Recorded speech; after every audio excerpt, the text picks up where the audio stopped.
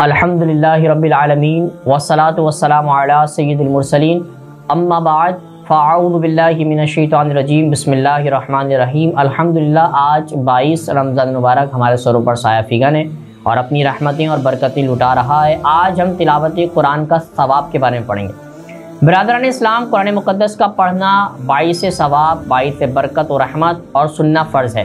اس لیے مقدس کتاب کے پڑھنے پہ جس طرح ثواب ہے، اسی طرح کے اس کے سننے پر بھی اجر و ثواب ہے۔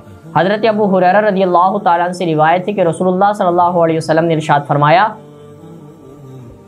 جو قرآن مقدس کی ایک آیت پڑھتا ہے اس کو دگنا ثواب ملتا ہے۔ اور ایک اور مقام پہ ارشاد فرمایا کہ وہ جو شخص پڑھتا ہے قیامت کے دن قرآن اس کے لیے نور بن جاتا ہے۔ تلاوت قرآن باعث ثواب ہے، تلاوت قرآن سے ثواب بڑھ جاتا ہے، تلاوت قرآن باعث نور ہے۔ سماعت قرآن بھی باعث ثواب اور قرآن سے نیکیاں بڑھتی ہیں، اور سماعت قرآن باعث نجات ہے۔ اور جو کوئی تلاوت کرتا ہے وہ ذکر الہی کرتا ہے، اور جب کوئی شخص ذکر الہی میں مشغول ہو جاتا ہے تو اللہ تبارک و تعالیٰ اس کی فریاد کو قبول فرماتا ہے۔ ہندوستان میں ایک ایسا بوڑھا شخص تھا جو عرصہ دراز سے بتوں کی پوجا کیا کرتا تھا۔ ایک دفعہ اسے ایک کام میں فکر ہوتی تو اس حسب عادت اپنے بت کی تعریف کرنے لگا، اس سے فریاد کرنے لگا کہ اے بت، عرصہ دراز تک میں نے تیرا ذکر کیا ہے، تو میری فریاد سن، مگر کوئی جواب نہ آیا۔ اس نے انتہائی مایوس ہو کر خیال کیا کہ کیوں نہ وہ اللہ تبارک و تعالیٰ وحدہ لا شریک کو پکارے، اور اس نے آسمان کی طرف سر اٹھایا اور شرمندہ ہو گیا۔ اچانک اس کی زبان سے نکلا، یا صمد، اے بے نیاز۔ بس یہ پکارنا ہی تھا کہ غیب سے آواز آئی، لبیک، اے میرے بندے، مانگ اپنے رب سے کیا مانگتا ہے۔ فرشتوں نے عرض کی، اے مولا کریم، وہ عرصہ دراز تک بت کی پوجا کرتا رہا اور بت نے اس کی ایک نہ سنی، اور تجھے ایک بار پکارا اور تو نے جواب دے دیا۔ تو اللہ تعالیٰ نے ارشاد فرمایا، اے فرشتوں، بت نے اس کی ایک نہ سنی تو مجھ میں اور بت میں کیا فرق رہ جاتا؟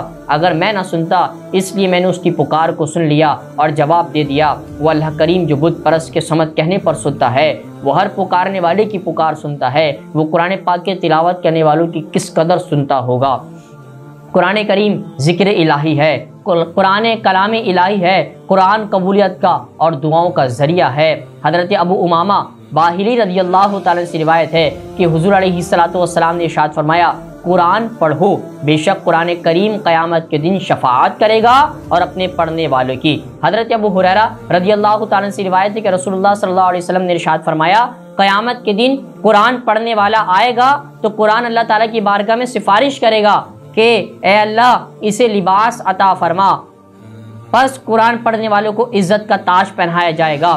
پھر قرآن کریم کہے گا، یا اللہ اور زیادہ کر، تو حکم ہوگا تو عزت کا لباس پہنا دیا جائے گا۔ پھر قرآن کریم کہے گا، یا اللہ تو اس سے راضی ہو جا، تو اللہ تعالیٰ اس سے راضی ہو جائے گا اور فرمائے گا، قرآن پڑھتے رہو اور ہر آیت پر نیکی عطا فرمائے گا۔ قرآن کریم پڑھنے والوں کی قرآن سفارش کرتا ہے، قرآن کریم پڑھنے والوں کو عزت کا تاج پہنایا جاتا ہے، قرآن کریم پڑھنے والوں کو عزت کا لباس پہنایا جاتا ہے، قرآن کریم پڑھنے والوں سے قیامت میں اللہ تبارک و تعالیٰ راضی ہو جاتا ہے اور جنت کا وہ بندہ حقدار ہو جاتا ہے۔ دعا ہے اللہ تبارک و تعالیٰ ہمیں قرآن کریم کی تلاوت روز کی بنیاد پہ کرنے کی توفیق عطا فرمائے۔ وما علینا الا البلاغ المبین۔